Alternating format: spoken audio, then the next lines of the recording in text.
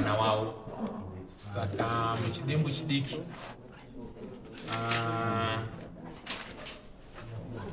ndichada kutiwo mai vemwana vakagara newana nekutendawo dare ramambo Mutasa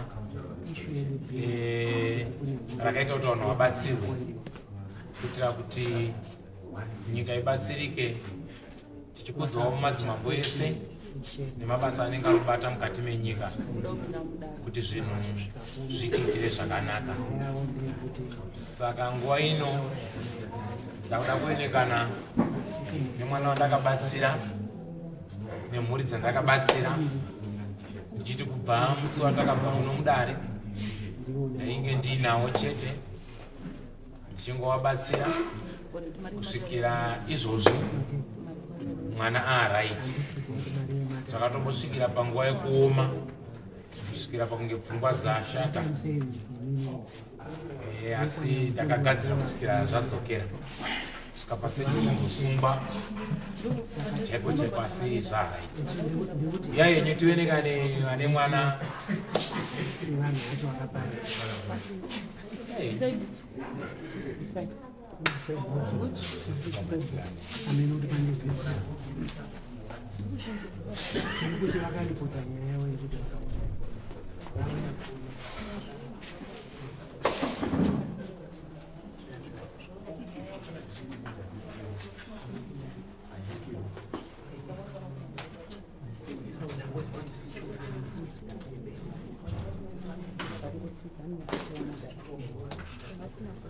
ndinofunga wakambotarisa pamafotos parwendo rwatidarikei.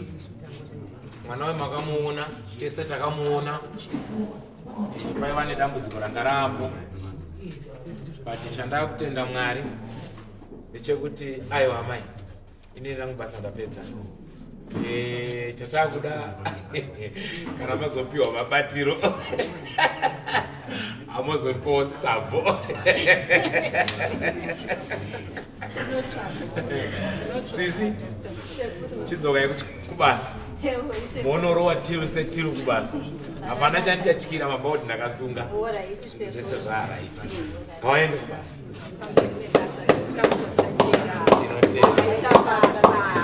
Aiwa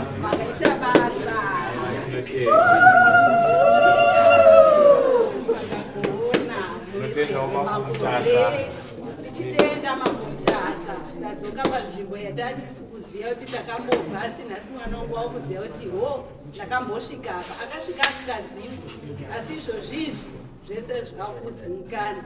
Ndotenda mambo Mutasa, ndichitenda Dr. Mukotsanjera. Inokwana nguva pazvinooma, but pano vanozozvigona.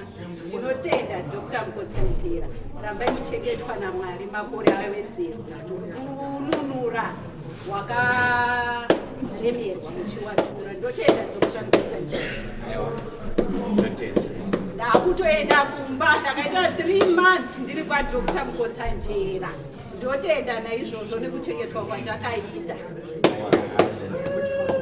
Kune mashoko anotaurawo kuna mambo kana kuudzawo ruzhinji rwenyika kuti handizi mufaro waunawo kana kuti zviri mauri kana kuti hamene. Ndinozwa kufara nezvandakaitirwa nasekuru wangu ari panapa nekutichengeta kwawakaita. Ndakasvika panapa ndisingazive, asi nhasi ndashamisika ndikutonawo zvinhu zvandakambonzwa kuti zviripo zvandasingazive. Saka ndinozwa kufara nekuti ndakudzokera kumba.